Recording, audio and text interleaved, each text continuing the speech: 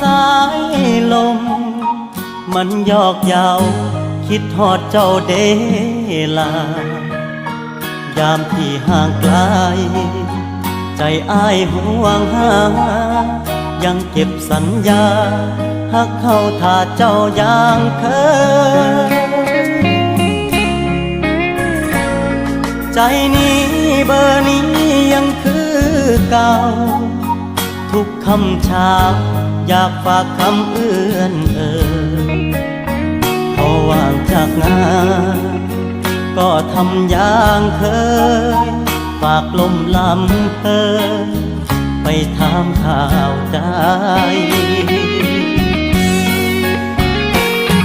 วันนี้บอกรักกันบ้างหรือยังกินข้าวกับยังเมื่อยบ่นอแฟนอายสำนีก่อนนอนอย่านอนดึกลา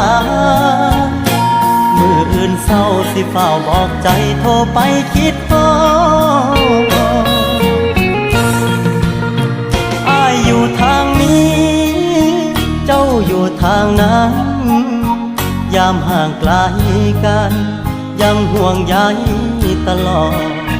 ยามที่มีหักถึงบ่ได้ก่อน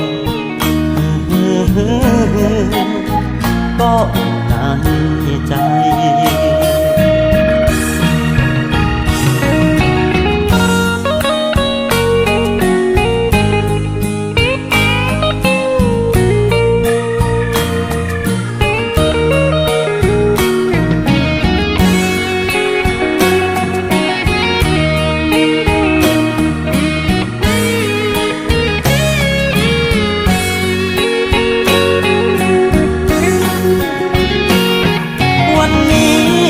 รักกันบ้างหรือยัง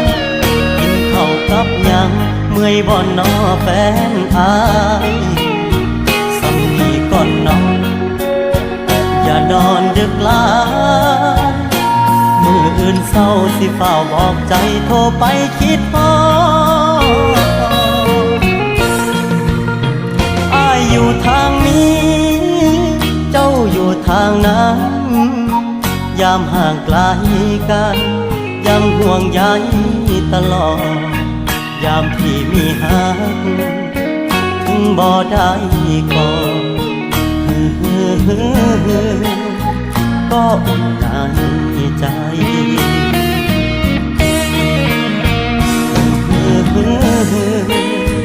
ก็อุ่นในใจ